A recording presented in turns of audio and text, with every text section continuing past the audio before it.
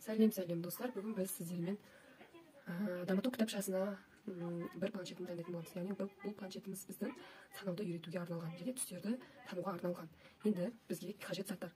Ең алдымен осындай кез келген ашық түстегі бір фильтрді аласыз. Оны размері бізде 20-20 сантиметр етіп түп-түз етіп қырқып аласыз. Одан кейін бізге қажет заттар, бізге бау қажет болады. Бау осындай 1 миллиметрлік бау. 1 миллиметрлік бау алсаңыздар болады. Менде сары түс, қаласаңыз басқа көк түстерді де пайдалансаңыз болады. Көк, сары, ашық түстерді қолдансаңыз болады. Одан кейін бізде қажетті заттар, бізде мынандай әртүрлі түстегі фильтрлер қажет болады. Жасыл түстен екеу қажет болады. Және сіздерде разноцветный түстерден, мысалы бізге мен таңдаған түстер фиолетовый, сары түсті біз күнді жасауға пайдаланатын боламыз. Ал мынау жасыл түстерді біз таудың астындағы тау жасайтын боламыз. Мұнда сандардың астына картинка алып, сол таудың астына шөптер қып жасайтын боламыз екеуін.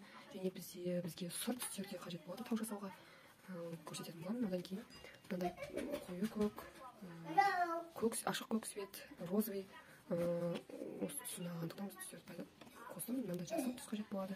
Жасыл түстен менде 3 түрлі свет тұрсаңыздар, 3 түрлі. Одан кейін сәбіз сары және қызыл түстегі фильтрларды пайдаланатын боламыз. Ал енді бізге ең алдымен мына жерде күн болады, және мына бау арқылы біз күннің шашақтары арқылы сандарды орналастыратын боламыз. Мен ол сандарды дайындап қойдым қазір. Бұл жерде бірді жасыл түспен жасадым, мінекей қарасаңыздар. 1, розовый түсте 2, сәбіз сары түс 3, 4, 5. Қазір тегетін болар, қалай тегетінде сіздерге көрсетемін. 6, және бізде 7 саны болады. Мына осылай. Мына жерден бау арқылы шашақтарын жіберетін боламыз. И ортасынан моншақтар өтеді. 4-ке 4 моншақ, 5-ке 5 моншақ деген секілді. Ал енді мен 1-ден 4 планшет дайындап жатырмын. Осы сандар сол үшін менде мында көп. Сіздер бір планшет жасайтын болсаңыздар, осы жетеді. Енді ары қарай кеттік. Енді бұл домалақтың бізде сантиметр былай болады. Мен бірінші өзім осылай кесіп дайындап алғанмын. Осы картоннан, қағаздан қырсаңыздар да болады. Бұның размері бізде 4 сантиметр болады. Былайда 4 сантиметр болады етіп шығарасыздар. Осы домалақты мен әр түсте қырқып шықтым осылай. Және де менде әр санды да осылай картонға қырқып шыққан болатынмын. Қарасаңыздар. 3 деген санды осы картон арқылы қырқып шықтым. Түсінікті деген ойдамын. Енді мен мынау нүктелер осы тұрған жерінде әрқайсысының астынан осылай салып шыққан болатынмын. Және бұл жерге бізге липушка қажет болады. Липушка деп отырғанымыз бізде мынау бізде липушка. Осының жұмсақ бетін біз планшетке қалайтын боламыз. Әрқайсысын жеке-жеке тігіп шығамыз.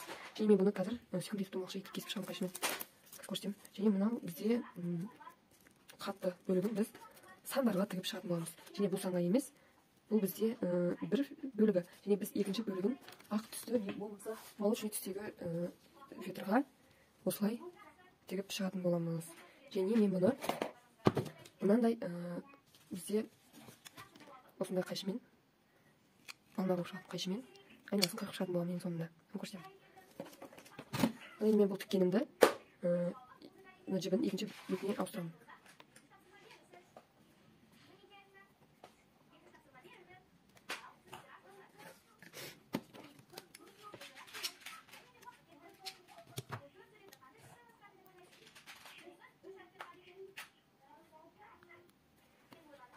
Мінекей, енді бұны мына бөлігіне жақсылап байлап қоямыз.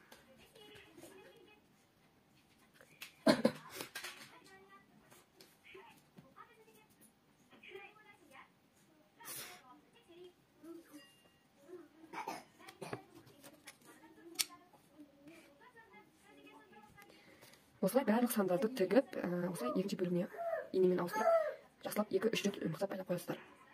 Ең соңында мынаған әкеліп тігетін боламыз. Одан бұрын мен сіздерге сандардың қалай тіккенімді көрсетемін. Тігеміз. Осылағымыз енді тігейік. Мына жібін ұзынша етіп қалдырғандамыз дұрыс, себебі тіккен кезде қысқа болатын болса, бетіп ең шығып кетеді, сол үшін ұзынша болған жақсы. Екінші бетіне өткізіп байлағанға да ыңғайлы. Мына 1-2 өткізгеннен кейін мына нәрсе арқылы артқа қарай жылжытып отырып, жақында көрсетейін, мынаны артқа қарай жылжытып, сіз мықтап шешім бетіне етіп аласыз. 1-2 мен қазір көрсетемін. Алға қарай жүрдік, енді артқа қарай жаңағы қалқанға басып отырып артқа қарай жүреміз. Байқасаңыздар артқа қарай жүрді, иә? Енді алдыға қарай жүреміз. Дәл ортасымен алып жүреміз. Екі жағы 1 сантиметрден қалып отырады.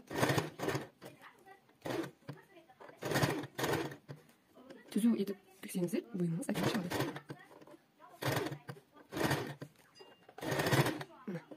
Осы жерде де артқа қарай жүрсеңіз болады.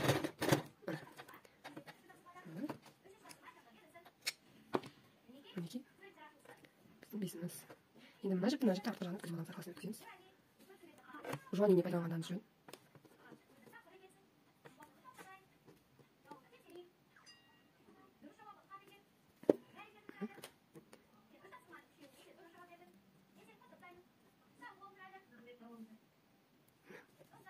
Осы жерде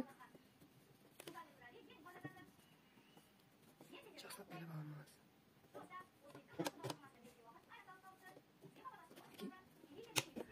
Тағы да бір мәрте байласаңыз болады. Шешіліп кетпейтініне сенімді боласыз. Осылай құрамыз. Енді келесі біз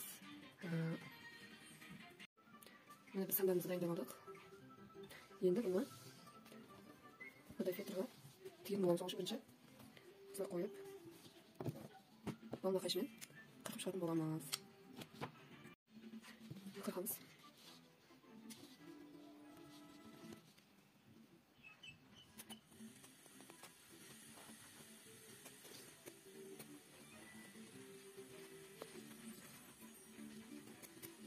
Фетр өте қалың болғандықтан кішкене қиындау. Мен осындай 2 мм фетрді пайдаланамын. Бұл бұйымда әдемі болып шығуына көмектеседі. Мінекей барлық сандарды осылай қырқып шығатын боламын. Міне барлығын қырқып шықтым. Енді бұны сразу тіге салмаймыз. Біріншіден бұған липушка қадайтын боламыз. Липушканы мына жерден 4 бұрышты етіп әрқайсысын тігіп шығамын. Одан кейін оны жібін өткізіп бетке байлаймыз. Одан кейін барып қана мына екеуін бірге тігетін боламыз ең соңында. Қадағаннан кейін ал кеттік. Мінекей бәрін липушка тігіп шықтым. Енді бұлардың барлығын екінші бетіне өткізіп байлап шығатын боламын. Одан кейін жаңа айтқанымдай осылайынан тігіп шығатын боламын. Барлығын тігіп бітірдім. Енді бізде бұлардың арасын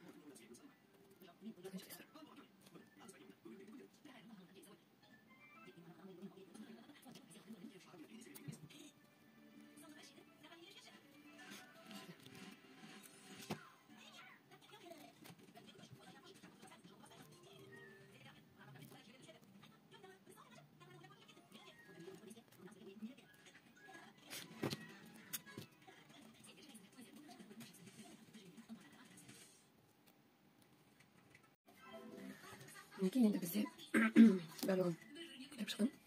Және де осылайынан қойып аламыз да. Осылай астыңғы жағынан ручкамен белгілеп шығамыз.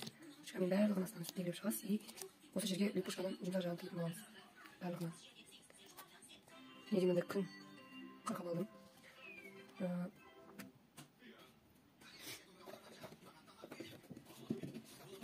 Размері 4,5 сантиметрдей.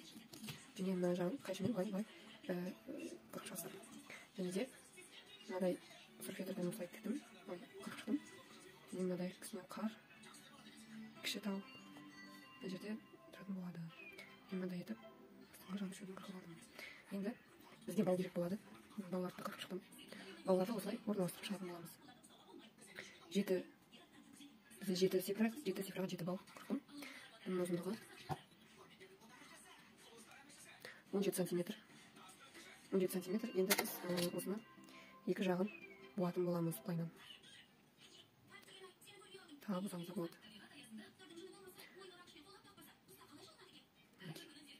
Екінші жағын дәл солай жасаймыз.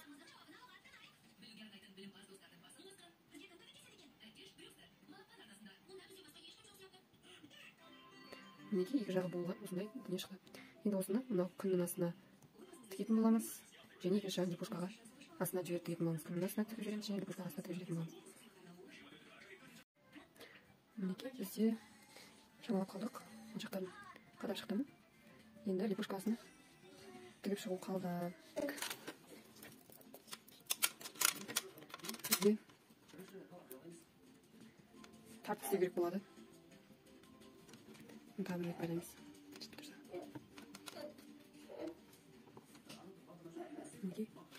Енді осы ғана келіп репушканы қадайтын боламыз.